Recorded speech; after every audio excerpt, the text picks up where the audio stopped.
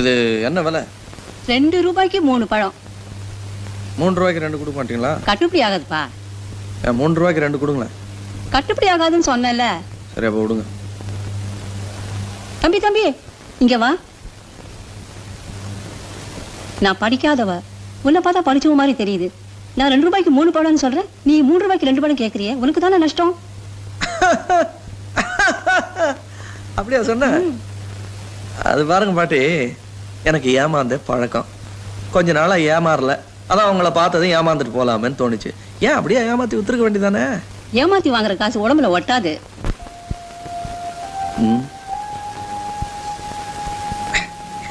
பாட்டி, உங்களை மாதிரி ஆளெல்லாம் உலகத்துல இருக்கிறதுனால தான் இன்னும் உலகம் அழியாம இருக்கு. கராரா சொல்லிவிட்டேன், 3 ரூபாய்க்கு 2 பழம் கொடுத்தா கொடுங்க, இல்லைன்னா நானும் கராரா தான் சொல்றேன். 2 ரூபாய்க்கு 3